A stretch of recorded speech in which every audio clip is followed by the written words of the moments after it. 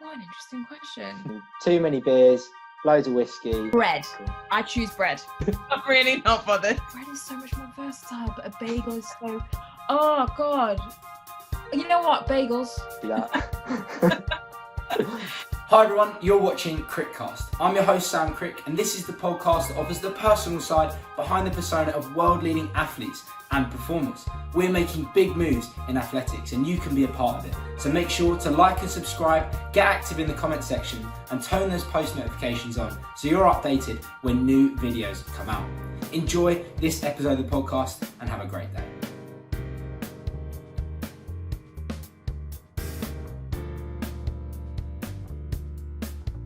I am Jazmin Sawyers. I am a long jumper, mostly. But I have also been a heptathlete. I have been a bobslayer. I am a singer and presenter.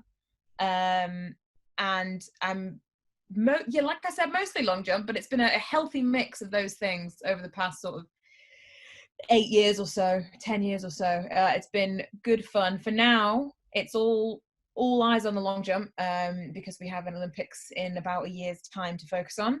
But hopefully a lot of those things will come back to the forefront in the years to come. Well, let's hope so. And many people, have 24 hours in the day, but apparently you've got loads more. You've got loads of stuff going on. How do you sort of balance all of that? I mean, was the, when you started your singing and business side and presenting and things like that, was that to complement sort of the athletics where you might have time off in the day, or was it just, that's what I'm passionate about, I'm going to go for it? So the music was a real kind of accident. I've always liked, like when I was a kid, I did musical theatre. I've always liked performing. I think that's partly why a field event appeals to me so much, because you get like an hour out there to kind of really perform for the crowd. You can get the crowd involved. I loved it.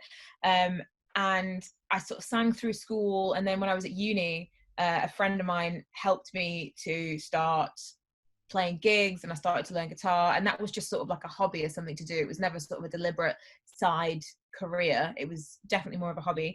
And then the presenting is what I would like to do when I'm finished with sport, because we all know that a sporting career is finite. So I wanted to make sure that I get a little bit of a head start on my retirement, so that when I'm done, hopefully I'll have a little back catalogue of things that I've already done in presenting, and hopefully I'm able to get a job.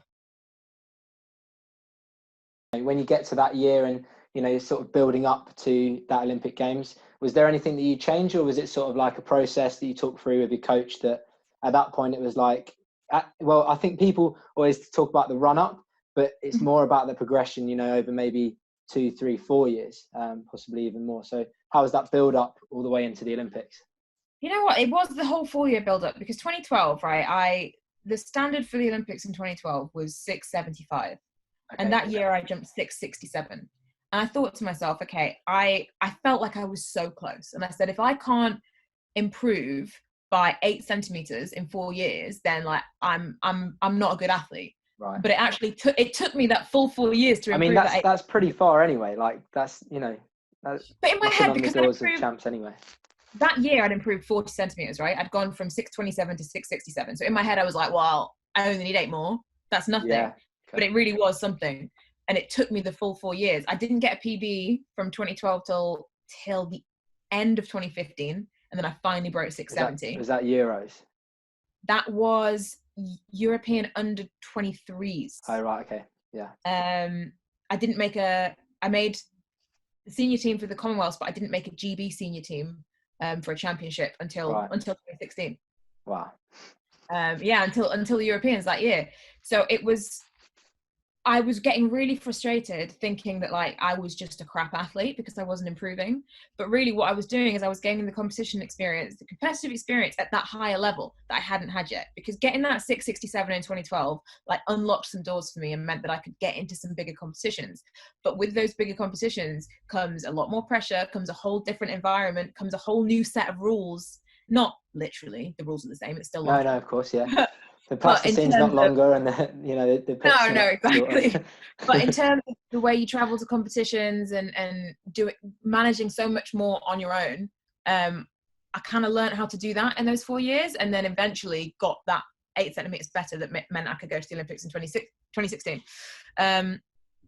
that year itself, 2016, was kind of nuts. I was trying to finish my law degree and qualify for Rio, and honestly, and doing Olay adverts as well. Oh, that wasn't until this year. Oh, right, okay. No, I wasn't. I didn't have any of those kind of deals then. Boy's done his research. That is a very recent. Here we are. You can't see on the podcast, but here's my jar of Olay. Okay. Shout them out. There you go. Oh, to be fair, yeah, you had short hair in the advert. I should have noticed that. Sam, you idiot. Anyway. But no, that year was nuts, and there was one point where I tried my very, very best at uni to kind of set everything up so that I'd have as little pressure as possible in uni, because I really wanted to focus on the Olympics, but I also wanted to get my degree.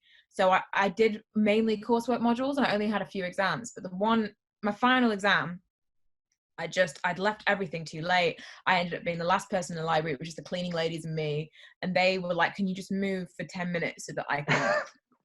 And I went outside and the sun was rising, and I just stared at the sky and thought, why have you got yourself in this position? My exam was at 9. It must have been 4. And I was just thinking, how have you ended up here? And really, in that moment, regretted the choice. Thought maybe I should have split the year. Maybe I should have, taken a year off uni to try and do this. But it worked out. We did it. I threw up outside the exam room that morning. Yeah, classic. But I did get through the exam, got my degree, qualified for the Olympics. So I'm not sure I'd recommend it, but it proves that you can do it. Yeah. Exactly. Yeah. So how does it affect you mentally going into a championship? So I guess with a larger crowd, with a name on your back that people may start to know, how does that affect you on the mental side? The first few times it happens, it's the best thing in the world. So I will never forget walking out for the final for the Commonwealth Games in 2014, right? So people didn't know me then at all, but obviously you've got your name, people are shouting for you. And by the time the last few rounds came, I was the last home country's athlete still left in the competition. Nice, yeah. And so the crowd, it was in Glasgow, the crowd had decided, we are behind you, we want you to do well. And it was like, oh my God, everybody's watching me. This is amazing. Yeah. This is so great. Like, this is what I've always wanted. This opportunity to really prove myself, to win a medal, and it felt like the best thing ever, because I went in not expected to do anything like that. But then next time it was like, all right, well, you did that already, you're supposed to one up it. Okay. And so I don't know if anybody else is even thinking like that, but in my own head, that's the pressure that I put on myself. And all of a sudden I lose that element that I had before, where I was just having a really good time and going out and putting into practice everything that I'd worked on. And instead I start to overthink it, and you go, well, they're expecting me to get a medal now, and I got a silver last time, so I have to win this time, otherwise it's a failure. Wow. And I think 2018, where I really didn't do well at the Commonwealth, taught me a lot, because I went in with too many expectations. And I think if I'd gone in just going to enjoy it and to compete well and to have fun and to soak up the moment like I did in Glasgow, I think it would have gone a whole lot better, because physically I was in better shape. I had trained better, I'd learned to be a better athlete. I had 4 more years of experience under my belt. It should have been better, but it wasn't, because my mindset got in the way. And I think that's a danger when you become a bit more experienced, is that you do know what's coming and you expect it to be as good every single time. Yeah, I think there's a lot to say for that, and especially with athletes who are on the top of their game. I think sometimes the hardest thing for them is staying on top. Like, if you're the best in the world, you're beating yourself basically, and I think then it becomes a slight mental challenge.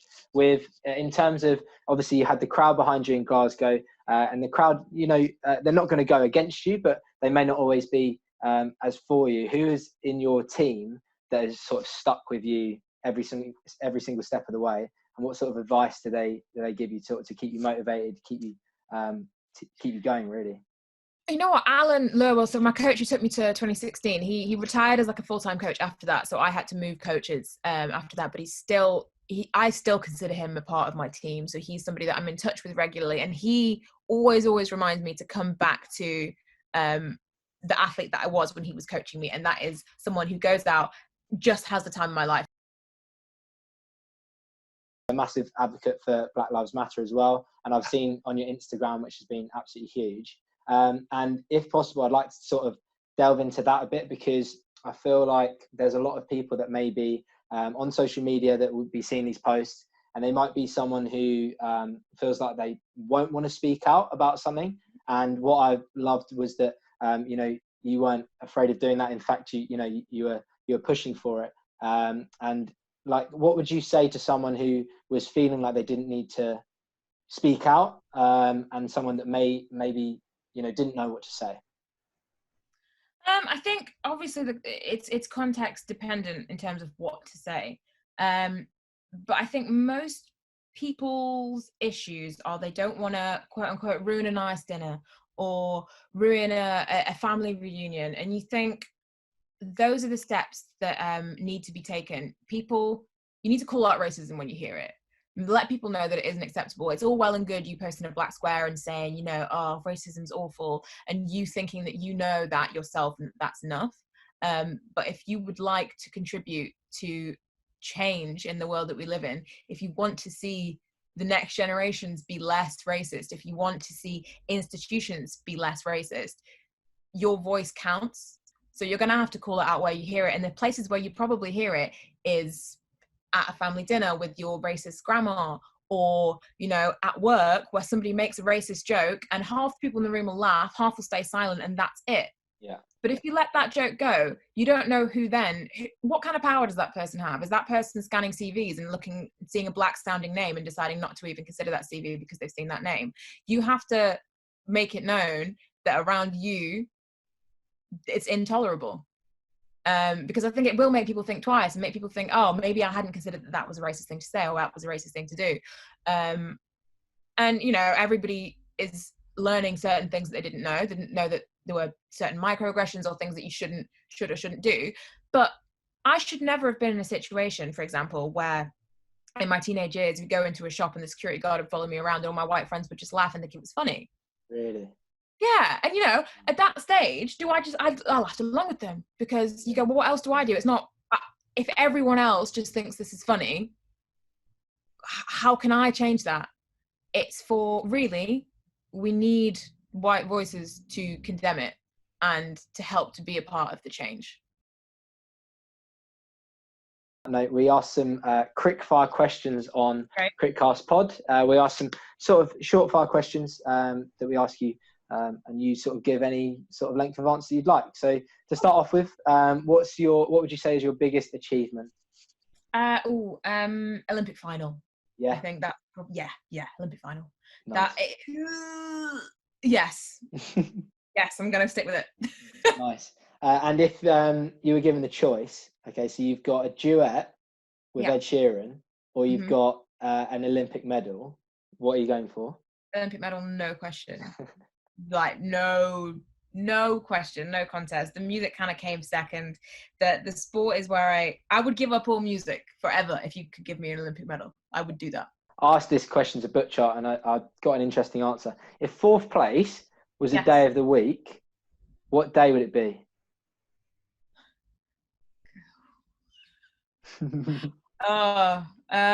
Fourth place, probably Thursday on a really bad week. Okay, yeah, he said the same. Yeah. Yeah, I thought it would be Monday. I just thought that people's Mondays are shocking, but he said it was like really good. Well, Monday is fine, and Monday's also, it's too obvious. Monday's like flat out bad, like, I've had a bad week. Fourth, you've almost done really well. Like, Monday, there's nothing almost really good about Monday. It's Monday. Yeah. Like, if you look at Thursday, you're like, oh God, I'm so close to the end of the week, but I'm not actually there, and I'm tired from the rest of the week. And then the gold, like Friday or Saturday? Friday. Depends. Saturday. Do you have big sessions on Saturday? No, I don't. Oh, okay. Yeah, usually rest on a Friday, so that's usually quite good. Sorry for you. No, I rest. I rest a lot, actually. My hard training days are Monday, Tuesday, Thursday, Friday. I have light days Wednesday, Saturday, and then Sunday off. Nice. So yeah, I'll take Saturday.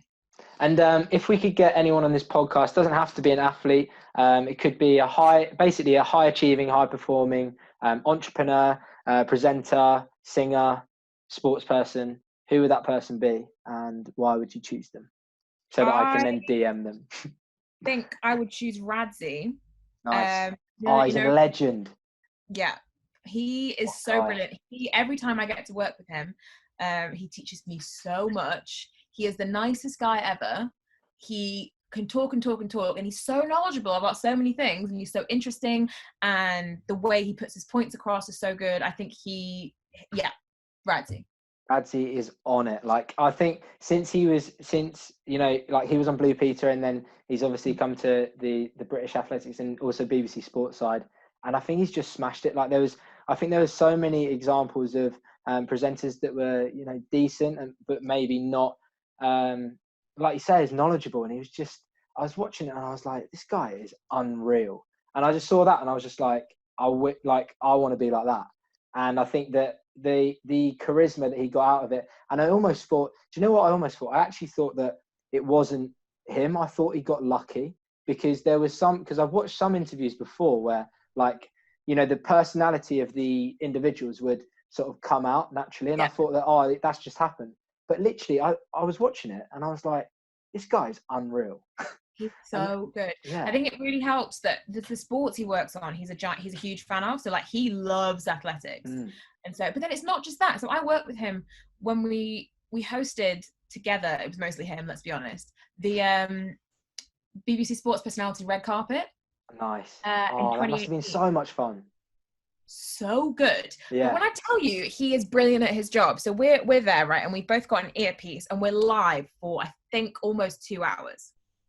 And there's a few tiny breaks in that time where they'll cut to like a video that they've got, but we are live this whole time. We don't know who's going to come because people are arriving to the red carpet at different times, and we have to be ready with enough facts about them, like relevant things to ask them at all times. We've been given a book with some stuff, but like, how do you know the order that they come in?